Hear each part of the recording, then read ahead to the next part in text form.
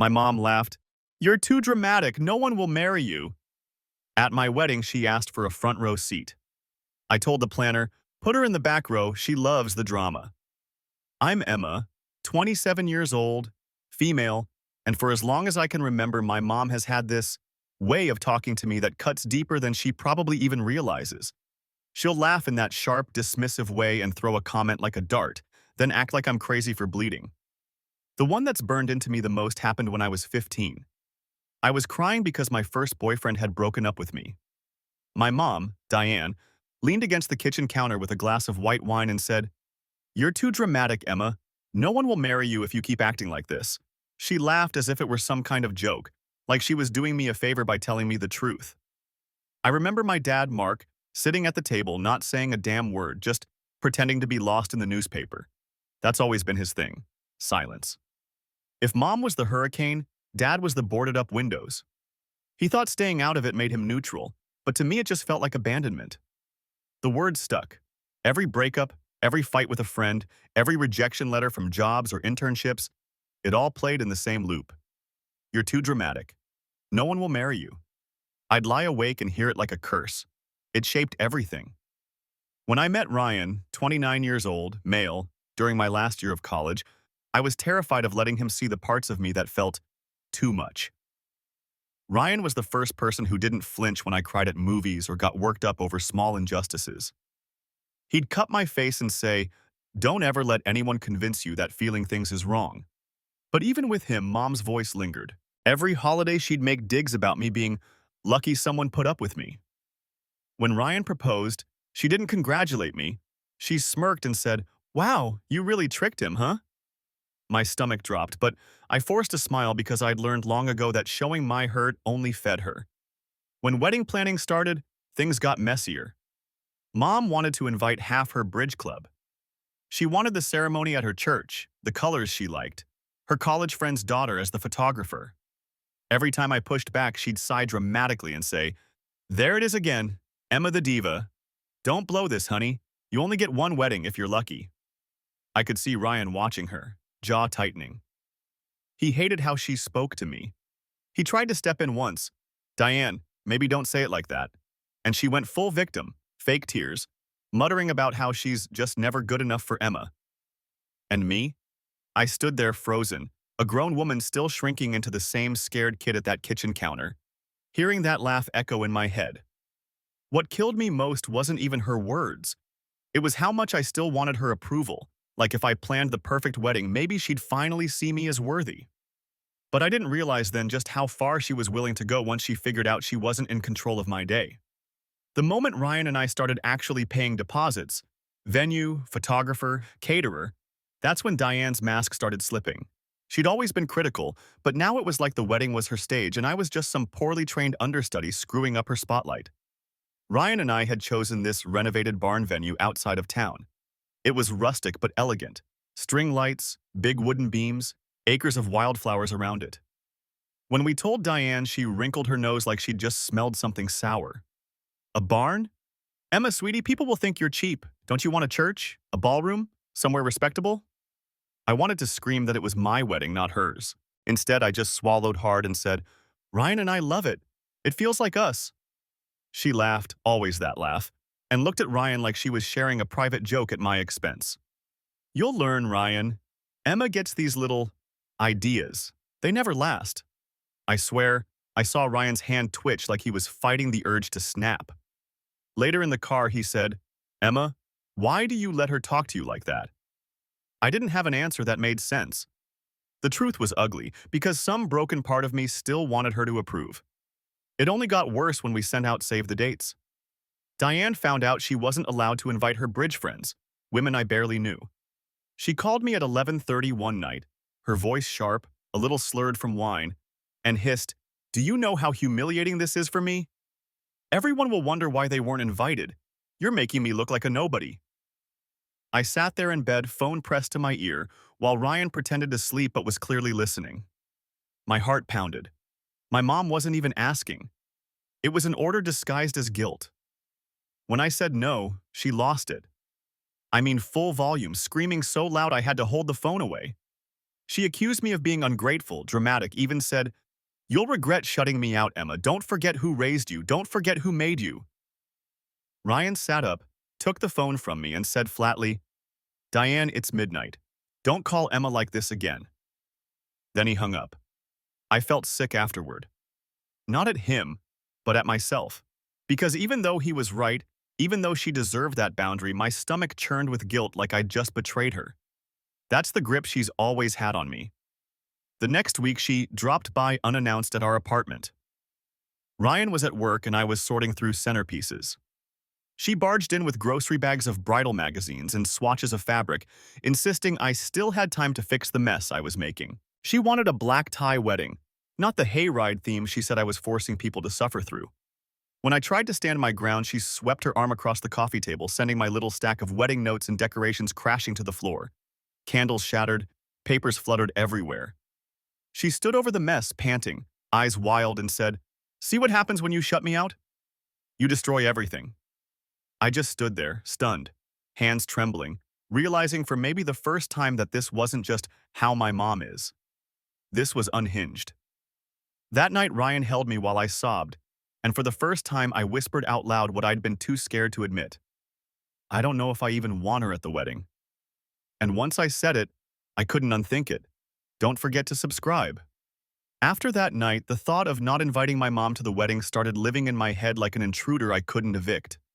I didn't say it again, not to Ryan, not to anyone, but it was there, growing, whispering. And of course, Diane must have sensed something shifting because she went into overdrive. Suddenly, she was showing up with suggestions more often, framing it like she was just trying to help me avoid embarrassing myself. One afternoon, Ryan and I met his parents, Linda and Peter, for brunch to talk through rehearsal dinner details. I'd been nervous. They're gentle, kind people, but I could feel Diane circling, waiting for her chance to insert herself. Sure enough, halfway through my omelet, she arrived uninvited. She didn't even sit down. She commanded the table like she owned it. "So, I assume you've all realized rustic barns don't photograph well, especially if it rains. And Emma's dress?" She smiled that wicked little smile. "Sweetheart, white lace is a bit cliché, don't you think?" The air went ice cold. Ryan's mom, Linda, politely said, "Emma looks beautiful in her dress," trying to defend me. Diane's face twitched. Then she tilted her head and said loudly, "Of course you'd say that. You've only got sons. You don't understand how much pressure is on Emma to look perfect." I wanted to sink through the floor. I could see the embarrassment in Ryan's parents' eyes, the way they shifted in their seats. Ryan grabbed my hand under the table, his grip firm, grounding me, but my chest burned with humiliation. When we got home, I told Diane she'd crossed a line. My voice shook, but I said to it, "Mom, you can't just crash things and insult me. If you keep this up, I'm serious. I'll uninvite you." Her reaction was instant, violent. She slapped the counter so hard the salt shaker toppled and screamed, "How dare you? After everything I've done for you, you would humiliate me like this? Do you want everyone to think you're motherless, to pity you?" Then came the tears, loud, messy, chest-heaving sobs. She called herself the victim, muttering about how she was just trying to make Emma's day perfect, about how ungrateful I was, how I was abandoning her. And then the kicker. "If you don't want me there, fine. Don't come crawling back when your marriage falls apart, because it will. You're too dramatic, just like I said. Ryan will get sick of it." She left after that, slamming the door so hard a picture frame fell and cracked. When I told Ryan, he wasn't shocked. He'd expected it. But what he said next chilled me. "Emma, if she doesn't get her way, she's going to escalate. I don't think she'll just stop at words." And he was right. Because the very next week, she proved it. I came home from work and found the front door unlocked, even though I knew I'd locked it. Inside, my wedding dress bag, carefully zipped, hanging in the closet, was unzipped. The dress had been pulled out, laid across the bed like some twisted warning. And on the pillow, a note in Diane's handwriting, "Don't ruin this." My legs gave out. Ryan found me sitting on the floor, shaking, clutching that note like it was a weapon. That's when something inside me shifted from fear to fury. She wanted drama? She was going to get it. I didn't sleep that night. I kept hearing the zipper of the dress bag in my head, imagining her hands on my gown, imagining her smug little smirk as she wrote, "Don't ruin this." Ryan wanted to call the police. He was pacing our tiny kitchen, fists clenched, saying, "Emma, this is breaking and entering. She doesn't get to cross this line." But I froze. Because if I filed a report, that would make everything real. And I knew my mom, she'd spin it into some tragic story about her ungrateful daughter trying to ruin her life. I could see her crocodile tears on the stand already. Instead, I begged Ryan to wait. "Let me handle it. I need to do this my way." He looked at me like he wanted to argue, but then he nodded. He trusted me. That weekend was my bridal shower. My maid of honor, Sophie, had planned this sweet afternoon tea thing. Delicate pastries, pink balloons, soft music. It should have been lovely, but, of course, Diane saw it as her next battlefield. She showed up wearing a white dress, not ivory, not cream. Pure, blinding wedding white. The room went quiet when she walked in, her heels clicking like gunshots. She smiled wide, pretending she didn't notice the stares. "Oh, Emma," she said loudly, kissing my cheek. "I didn't know the dress code was pastel." But then again, she glanced down at herself with a little laugh. "I do look like the bride, don't I?" The air turned sour. Sophie shot me a look that said, "Say the word and I'll throw her out." But I just sat there, nails digging into my palms, because I knew if I caused a scene, Diane would win. It didn't stop there. During the gift opening, she made little digs, each one louder than the last. "Oh, a cookbook, perfect! Emma's always been helpless in the kitchen." "Lingerie? Well, I hope Ryan's not expecting passion every night. She's more of a crier than a seducer." The final straw came when she picked up a wine glass and tapped it like she was giving a toast. "To my dramatic little girl, who somehow convinced Ryan to marry her. Let's all hope she learns to control her emotions before she drives him away." People gasped. Sophie dropped her fork. I felt my throat close, tears threatening. But then, out of nowhere, Ryan stood up. "That's enough, Diane." His voice was steel. "If you can't support Emma, you can leave. Right now." The silence was deafening. My mom blinked, then gave a shaky laugh like she was the victim. "See what I mean? Overdramatic. Even he's dramatic now." But no one laughed with her. She stormed out, muttering about being unappreciated, and the second the door slammed, I realized half the room was staring at me with pity. That was the moment something inside me hardened. I was done being her punching bag. That night, Ryan found me on the balcony with my journal open, scribbling furiously. He asked what I was writing, and I looked him dead in the eye. "A plan," I said. "She wants drama? I'll give her a front row seat. Don't forget to subscribe." Update. Wow, I didn't expect this many people to care about my messed up family drama. I posted thinking maybe a handful of strangers would get it, but reading your comments, it honestly felt like therapy I never got. A lot of you said, "Cut her off, don't invite her to the wedding, go no contact." And trust me, that thought has been circling my brain like a vulture. But it's not that simple. It's like she wired me from childhood to believe I owe her something. And yeah, some of you nailed it. My dad, Mark, has been complicit with his silence. He doesn't protect me, never has, just sits there behind his newspaper while she tears me down. The bridal shower blew up exactly how you all predicted. Diane showed up in a white dress, insulted me in front of Ryan's parents, and basically toasted to my drama like it was some punchline. I wanted to disappear. I wanted the ground to swallow me whole. But instead, Ryan stood up for me, loudly, firmly. And for once, she didn't have the crowd on her side. She stormed out, and people finally saw her for who she really is. Some of y'all joked about, "Give her the back row at your wedding so she can whisper her snide comments from there." And honestly, that hit me like a lightning bolt. Because yes, if she loves drama so much, let her sit in the cheap seats where she can't hijack the show.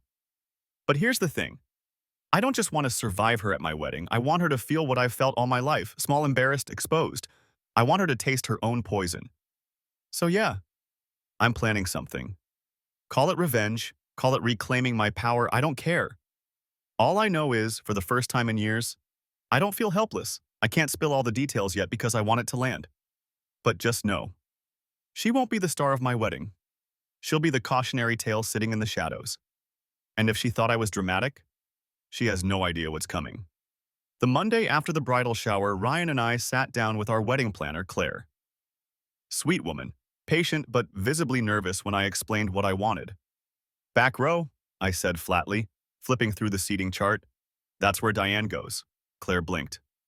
You mean your mom? Yes, back row, furthest from the aisle. Make sure the ushers know. No exceptions. Ryan squeezed my hand under the table, and I swear I felt pride radiating from him. For once, I wasn't shrinking. I wasn't playing peacekeeper. I was drawing a line in permanent ink. But the universe must have overheard my boldness and thought, let's see if she's really serious, because the very next day, Diane struck back. I came home from work and found my mailbox stuffed with crumpled RSVP cards. Dozens of them. I tore one open. Declines with regret. Another, sorry we can't make it.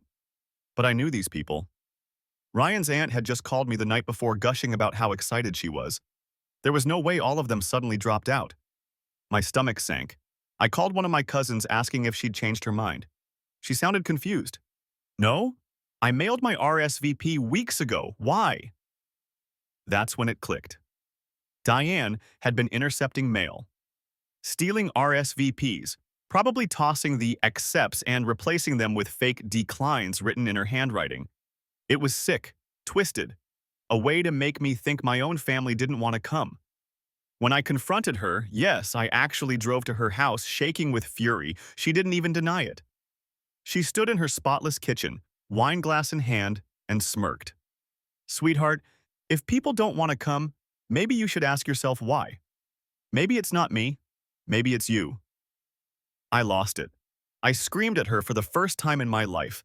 My voice cracked, my whole body shook, but I got the words out. You're not ruining this wedding, you're not ruining me anymore. She laughed in my face. That same laugh I'd been hearing since I was 15. Emma, you've always been so dramatic, but you'll see, without me, your day will be nothing. That night, I sat with Ryan on the living room floor, surrounded by the wreckage of RSVP cards, and I made my final decision. She wanted drama? Fine. I'd give her the starring role she craved, but not the way she expected. Because I wasn't just putting her in the back row. I was going to make sure everyone knew exactly why she was there. And when the music swelled and I walked down the aisle, Diane wouldn't be basking in attention. She'd be burning under the weight of her own humiliation. The morning of my wedding, I woke up shaking. Not from nerves about marrying Ryan, I was certain about him, but because I knew Diane would do something. I just didn't know what. Ryan kissed my forehead and whispered, "No matter what she tries, today is ours." I clung to those words. The ceremony was set at the barn, strung with fairy lights, wildflowers spilling out of mason jars. It looked exactly how I'd dreamed. Guests began filing in, filling the rows with laughter and chatter. My stomach unclenched. Until I saw her. Diane arrived in a sequined silver gown, dripping jewelry like she was the mother of the queen instead of the bride. And clutched in her hand? A massive white rose bouquet, larger than mine. She wanted to outshine me at my own wedding. She marched toward the front row like she owned it. But when the usher gently stopped her and said, "Your seat is in the back," the entire barn seemed to go silent. Her face went red. "Excuse me, I'm the mother of the bride." The usher glanced at me across the aisle and I nodded. Calm, steady. "Back row," I mouthed.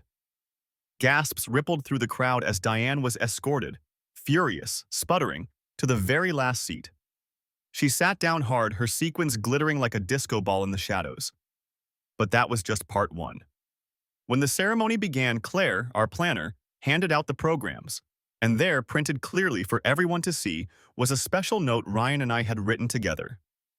To our beloved guests, today is about joy, love, and peace. For those wondering why the bride's mother is seated in the back row, it's because she loves the drama, and we thought she'd enjoy watching from the best seat in the house for it.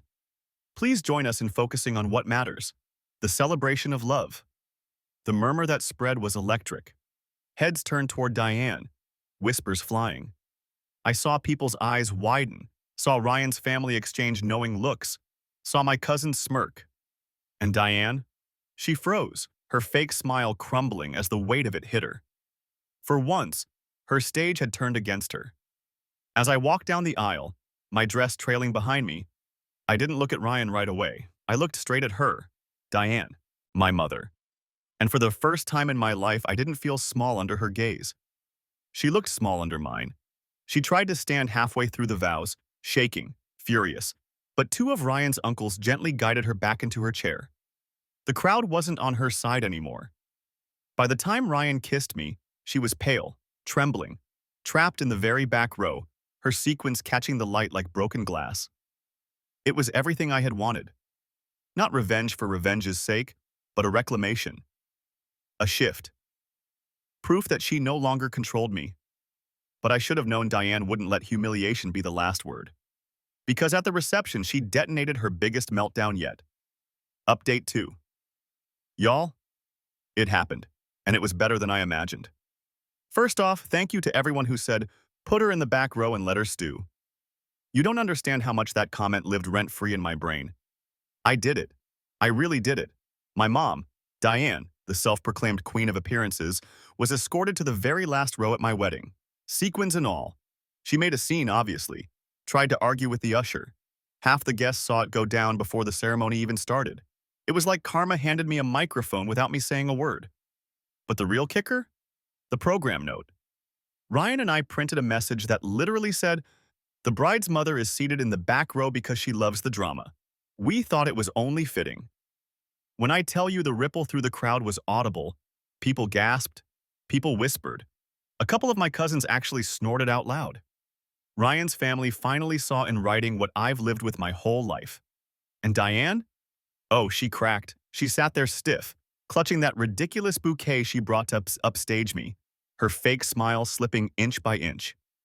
I looked at her as I walked down the aisle, and for the first time ever, she looked small. Reddit, I won. For one shining moment, I wasn't the dramatic daughter. She was the spectacle.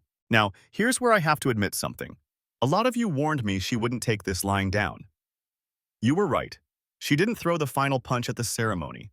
She saved it for the reception. Because after the kiss, after the vows, after I thought I could finally breathe, Diane detonated her nuclear option. I'll come back with the full story once I catch my breath.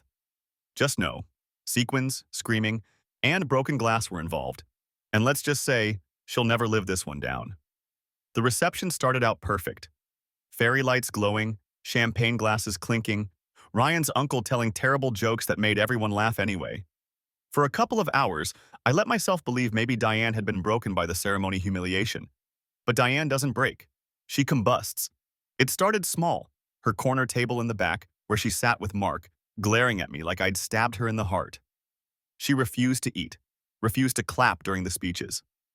When Ryan's mom gave a sweet toast about how kind and strong I was, Diane muttered loud enough for people nearby to hear, "Oh, she's strong, all right.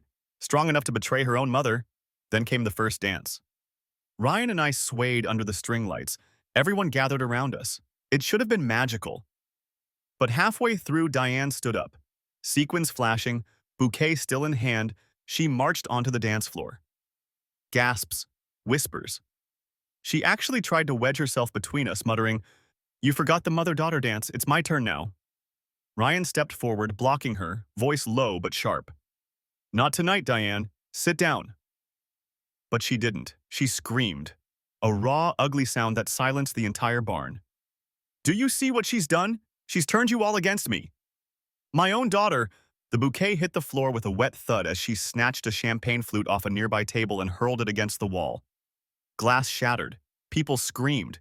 2 kids started crying. Someone shouted for security. And there she was, my mother, standing in shards of broken glass, sequins glinting, mascara streaking, sobbing and shrieking like a woman possessed. "Emma, you'll regret this. You'll regret humiliating me. You're nothing without me." Ryan's cousins rushed in, guiding guests outside. The music cut off mid-beat. And me? I stood frozen, watching the storm I'd lived my whole life finally rage in front of everyone else. Mark made a weak attempt to calm her, touching her arm, but she shoved him away so hard he nearly stumbled. "You never defend me either. None of you do." By the time 2 of Ryan's uncles managed to usher her out of the barn, the damage was done. My wedding had turned into a horror show. The floor was littered with glass, guests shaken, whispers buzzing like hornets. And yet, beneath the humiliation, beneath the chaos, something inside me felt lighter. Because for the first time ever, I wasn't the only one who saw the monster. Everyone saw her. Still, I knew this wouldn't be the end. Diane doesn't go quietly. and I had to decide. Would I cut her off forever after this, or twist the knife just one last time so she'd never dare pull me into her circus again? The reception limped forward after Diane was dragged out. The staff swept up the broken glass, the DJ restarted the music, and Ryan's cousins cracked jokes until people laughed again. Slowly, the party came back to life. But even while I danced and smiled, my chest was heavy. Because I knew the truth, the image of my mother, mascara-streaked, screaming in sequins, was burned into everyone's memory, including mine. When Ryan and I finally collapsed into bed that night, still in our wedding clothes, he whispered, "She can't touch you anymore." Everyone saw. Everyone knows. I wanted to believe him. 2 days later, the calls started. Diane, alternating between sobbing voicemails, "You've destroyed me, Emma, you've ruined our family," and rage-filled texts calling me ungrateful, a monster, a traitor. Mark left one weak message saying, "You know how your mother is, maybe just apologize to smooth things over." Apologize. After she nearly ruined my wedding. After she shattered glass in front of children. After she screamed that I'd regret marrying the man I love. That was my breaking point. I sat down, pulled out the wedding program, and circled the note about her loving drama. Then I slipped it into an envelope with a handwritten message. "You wanted to be remembered, Mom. Don't worry, you will be. Everyone saw who you really are. I'm done playing your supporting role. This is my last scene with you. Curtain down." I mailed it to her. No return address, no explanation, just those words. Then I blocked her number, blocked her email, blocked her on every social media account I had. For the first time in my life, silence felt like power. Ryan and I left for our honeymoon a week later. On the plane, holding his hand, I looked out the window at the shrinking city below us and felt free. Scared, yes, because going no contact with my mother was like cutting off a limb, but free. I don't know if Diane will ever change. I don't know if Mark will ever stand up. But I do know this: I gave her the drama she craved, and in the end, it swallowed her whole. And me? I walked away not as the daughter she always belittled, but as the woman who finally took the stage back.